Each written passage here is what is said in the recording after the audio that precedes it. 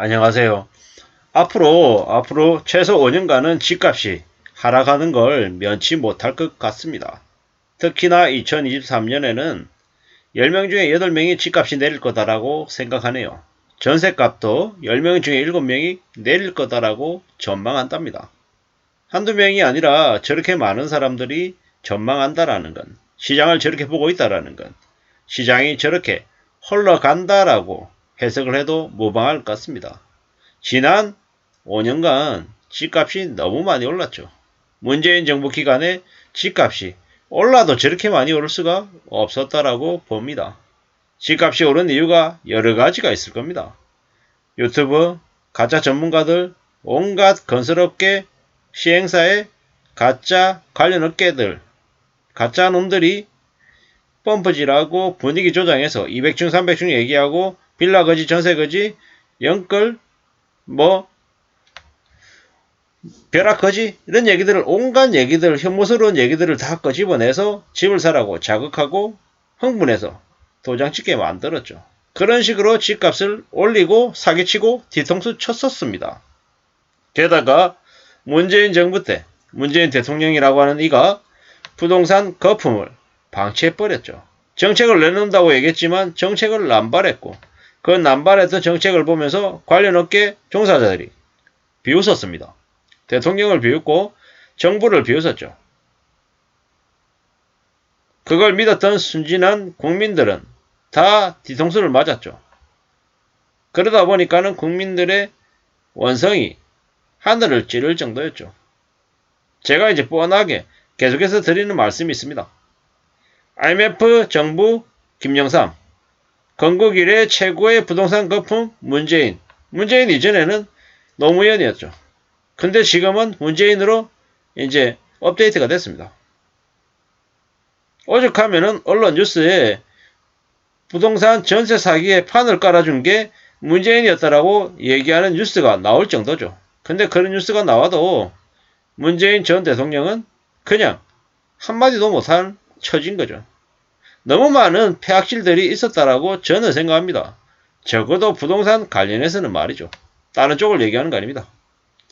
뭐 어쩔 수 없다니 저한테 아무리 뭐 문재인 욕했다라고 민주당을 욕했다라고 저한테 아무리 말을 해본들 뭐 사실들 뭐 저뿐만 아니라 많은 사람들이 문재인 정부 그리고 문재인 대통령에 대한 평가에서 가장 평가가 인색한 부분이 부동산일 거다라고 생각합니다. 그건 아마 윤석열 정부가 아무리 사고를 치고 병신짓을 해도 바뀔 수 없는 사실인 것 같다라고 이제 생각해 봅니다. 일반 직장인들 설문조사에도 집값 하락, 전세값 하락이 심해진다라고 보는 거죠. 뭐 이유는 다름 아닌 고금리하고 이제 그동안에 급등했던 집값 피로감 때문이다라는 거죠. 앞으로는요. 앞으로 어떻게 되겠습니까? 뭐 금리가 쉽사리 안 떨어진다라고 이제 보는 거죠. 그리고 경기 침체가 지속될 거다. 그리고 지금 현재 부동산 가격이 너무 높다라는 인식.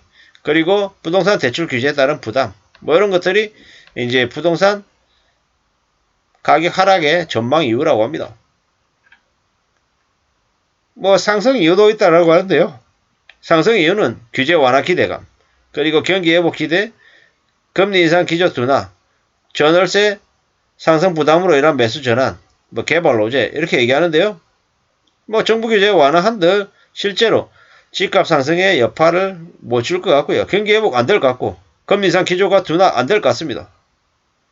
그리고 뭐 전월세 상승이다. 월세는 잘 모르겠는데 전세는 상승은커녕 뭐 입주 물량이 많아져 가지고 대거 내려갈 것 같습니다. 지금 뭐 개포 쪽에 뭐 30평대 아파트 전세가 뭐 6억이다, 7억이다 뭐 이렇게 얘기한다는데 뭐 계속 집값 하락은 현실화 될 거다라는 말이 나돌고 있습니다. 뭐 앞으로 잘 두고 봐야죠. 잘 지켜봐야죠. 어떤 식으로 올라갈지 말이죠. 확실한 건 뭐다? 집값이 쉽게 반전을 보이지는 않을 것 같다라는 겁니다.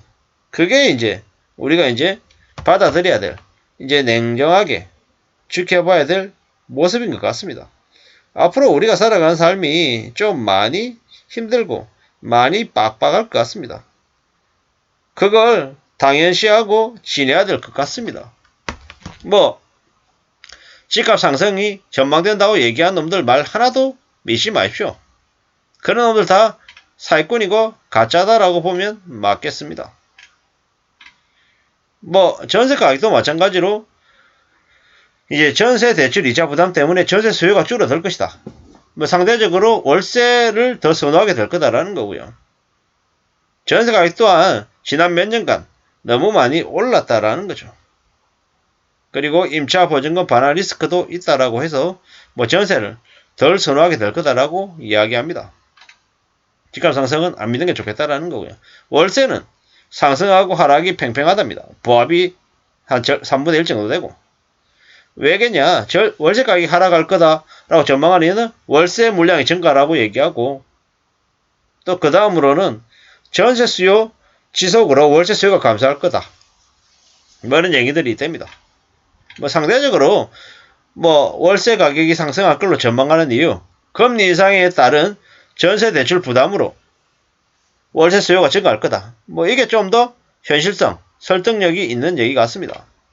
뭐 이러한 이제 보통 사람들의 매매가, 전세가, 월세가에 대한 인식, 분위기들이 앞으로 시장이 어떻게 흘러가는지를 예측할 수 있는 또 하나의 가늠자가 될 것 같습니다. 우리가 살아가는 삶은 절대로 부동산과 떨어져서 이야기할 수 없죠. 많은 사람들이 그럽니다.